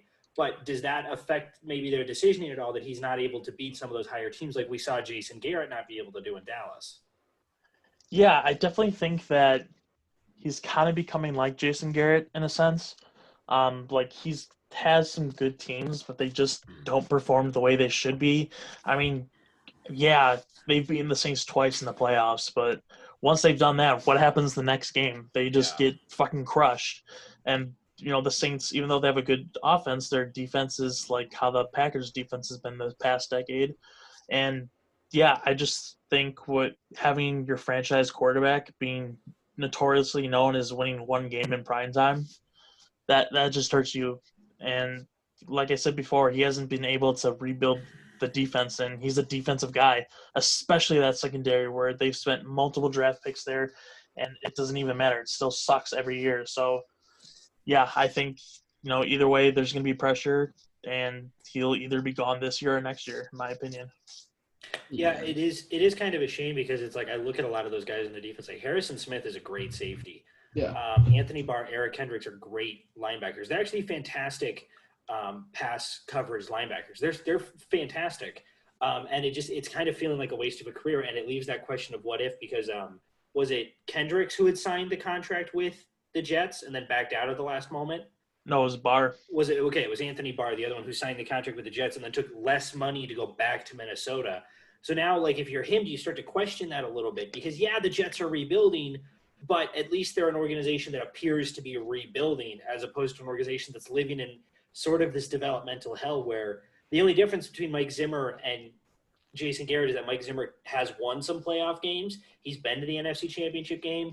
They won last year, but he's also lost some playoff games that they really didn't have any reason losing. I mean, look at the snowy or the freezing cold game against Seattle a couple years ago where they lose on the Blair Walsh field goal. Yeah. So, yeah, no, I agree. I think his seat gets a little bit warmer and a little bit warmer with each season where that success isn't there. Because, remember, they got fucking annihilated in the NFC Championship game against Philadelphia. Oh, it wasn't close. It was, what, they should have won 38-7? that game. They should have won that game. In theory, they absolutely should have, but they got crushed. So I think it's interesting. I think that's one of those storylines in the NFL we're going to have to watch. I think his seat maybe gets to the level of the Atlanta head coach, who I'm drawing. Dan Quinn, where it's like there's every reason to fire him, but they don't.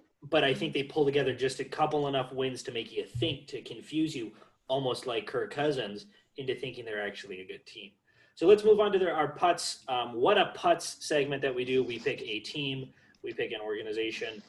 We're also going to debut we're going to hint at a brand new segment. I don't think I gave Skylar enough time to prepare for this. I don't know if he did. Our hero segment, where we pick somebody who I think just kind of embodies everything good about sports. I have one. If you guys don't have one, that's okay. This is just a debuting segment.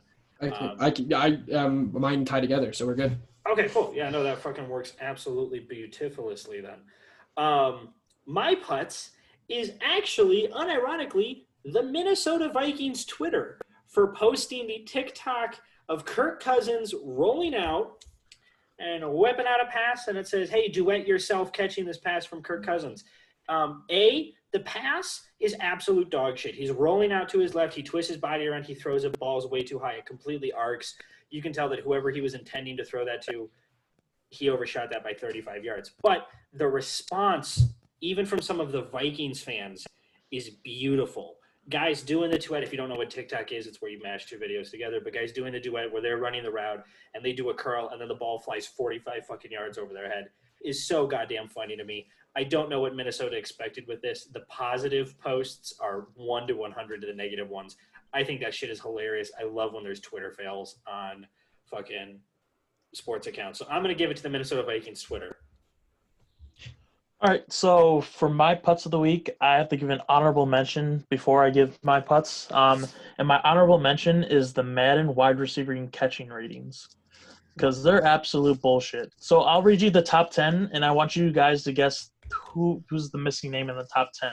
Okay. So at 10, we have Emmanuel Sanders, 9, Devontae Adams, 8, Robert Woods, 7, Cooper Kupp, 6, Adam Thielen, 5, Allen Robinson, 4, Julio Jones, 3, Chris Godwin, 2, Hopkins, and then 1, Michael Thomas. Wait, they put Allen Robinson over Devontae Adams? For catching. What Catching, the fuck? not total ratings, just catching. Just catching. Still makes absolutely no sense to me. So who's missing from that top 10? I'm sorry. Could you read it to me one more time? Yeah, so 10, Emmanuel Sanders. 9, Devontae Adams. 8, Robert Woods. 7, Cooper Kupp. Odell Beckham Jr. 6, Adam Thielen. 5, Allen Robinson. 4, Julio. 3, Godwin. 2, Hopkins. And 1, Michael Thomas. Odell Beckham Jr. He's missing from that list. Fucking Odell Beckham, fucking Jarvis Landry, fucking Landry. Mike Evans. Fucking Chris Godwin is number 2? 3. 3? Yeah. What the Yeah. fuck?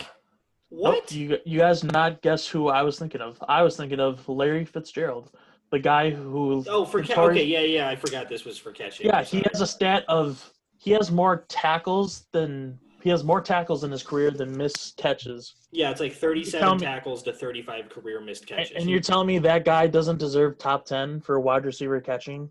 Robert Woods on that fucking what the fuck? Yeah. And then here's another one for the wide receiver catching. Nelson Aguilar has an 84 catching rating. Do you guys remember the video where that dude caught the baby out of the burning building when Aguilar dropped the I think it was Aguilar who dropped the catch or whatever. And he's like, and I had to run up and catch that baby, had to use these hands, unlike Nelson Aguilar. And he does that on live TV, and it's the funniest fucking thing. Yeah. Had we done the hero segment back at that point, I'd have put him as my hero because that was fucking hilarious. All right, and then my putz, who's even more putzier than that. More putzier. Yes, is a Mr. James Harden. And why? Oh, I saw this. Decided to wear a mask, and it was a Blue Lives Matter mask. And when he got asked about why are you wearing this is his response. Honestly, I wasn't trying to make a political statement. I honestly wore it just because it covered my whole face and my beard. It's pretty simple. He is a putz for wearing a mask that has a political statement, whatever you want to call it, and not even knowing it. Because that would be it's like the kicker for the Patriots. Who had the militia tattoo, whatever. And he's I just thought it was cool, and I like the military, like that. So he's a putz for wearing a mask like that and not knowing what it represents, but just because he thought it looks cool, and that's why he's a putz. Especially with the outcry that the NBA is. The NBA is getting mad props for the way that they're handling this, and then he goes and does that. And even if it was a dumb thing, because I get it, guys make mistakes. It's pretty clear. It's a flag with a big blue line in the middle of it. It's the fucking Blue Lives Matter flag. So it makes no sense to me. Who's your hero? Wait, my hero? No. Do you have a putz, Skyler? No, he needs. You said your hero? No. We do putz first. Putz and then putz. hero. Oh, my putz is Oklahoma State fans for running Chuba Hubbard off of Twitter and social media in general after he said that the OKC attorney or either the OKC attorney general or Oklahoma attorney general needed to retire because they were condoning police brutality. So what Oklahomans do to the best running back that Oklahoma State's seen since Barry Sanders? Barry Sanders. Yep. They tell him to get off. They give him a shit. They give him a ton of shit and make him leave social media. So you know what? You gotta deserve it, guys. I'm sorry. He should have transferred. Honestly, why is he he staying there? should've. Why is he staying there? There's no positive. Come to Wisconsin, Chuba. We'll take good care of you. Legit. We'll take good care of you. His You'll draft get stock would 35 have. carries a game. He could be round 1 easily if he came to Wisconsin or still a running back. But there's still that whole notion of NFL teams not wanting to draft or analytics saying don't draft a running back in the first round, even though so many teams do it now because of Ezekiel Elliott. And Saquon. Yeah. But no. Yeah. Okay. Who's your hero, Brady? My hero is he is a kid I stumbled upon on Instagram today. His name is Will. Will has autism, and Will has the ability to name you the exact score and the pitchers of every single Yankees game since 2014. If you haven't seen it, you can go onto Instagram, hold on, let me get the post pulled back up, onto the Sports Center Instagram. They show a little video of it. It's absolutely fantastic. These guys rattle off random dates to him. They're June 26th, 2016. He's got the exact score. they're like, the one guy even says like July 27th of one year, and immediately Will's like they were on All-Star break, didn't play. Like that's really cool to me. That just shows the he's so devout to fans and stuff. Because hey, I can name you some pretty tragic Packer scores. I can name you some really good Packer scores. I could name you the score to every single game. And I think it's a really cool moment in sports. Actually, because I didn't introduce this segment, because we did What a Putz, we're also going to do kind of our hero of the episode type thing. This is where, again, we find a fan, an organization, a moment that just is really cool, something that a player does that we think is really cool that should be highlighted. So my hero actually goes to Will, the Yankees fan who's able to do that. I think it's a really cool ability. I'm fairly jealous of him for it, but I think it's just really awesome to highlight fans like that. Yeah, I definitely wish I had a memory like that.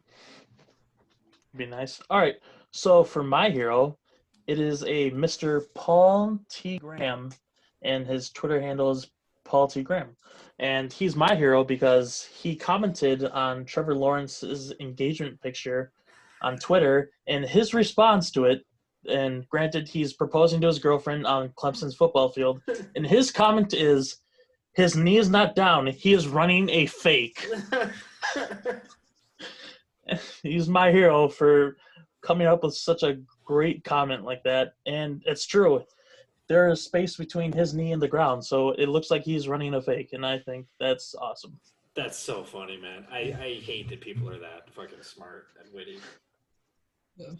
Okay, my hero is Chuba Hubbard. I think that just, again, showing the class that he has, where he spoke out like ramifications that could be said because he's a college athlete.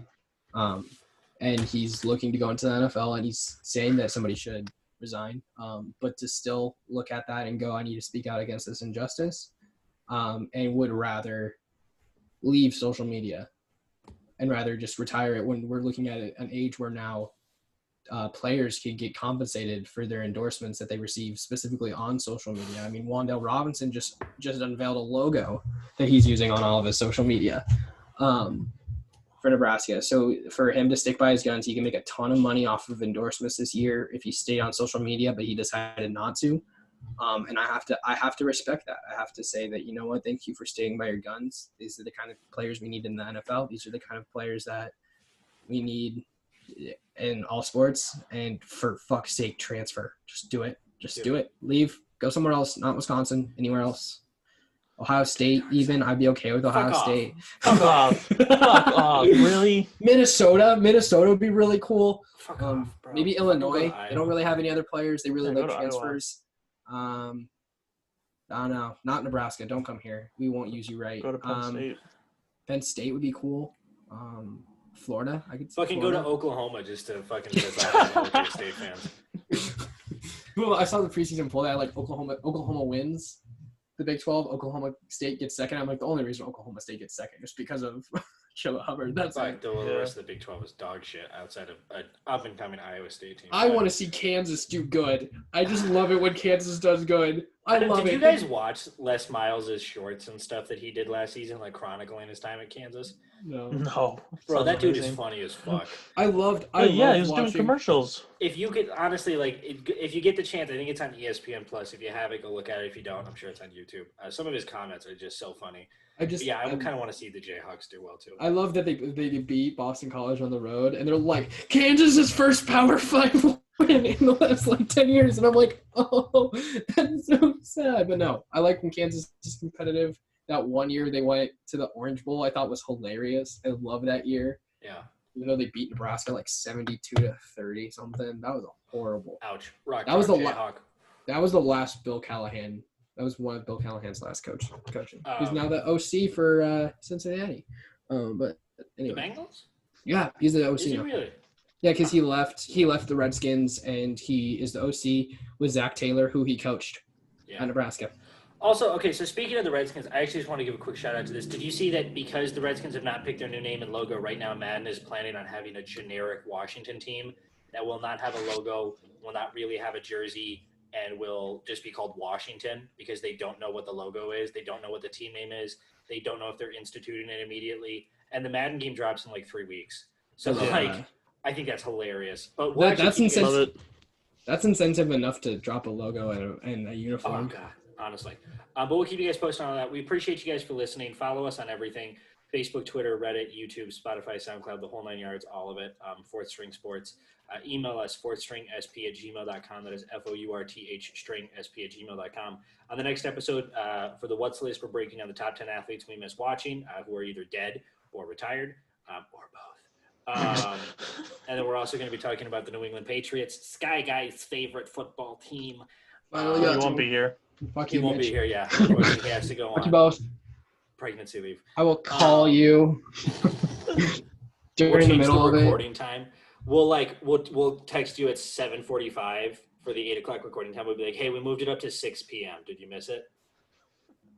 I'll be like, I will be on my laptop on Zoom just looking. We may skip that episode, honestly. So, Like we skipped the Houston Texans. honestly, I can't get it back. I tried so hard.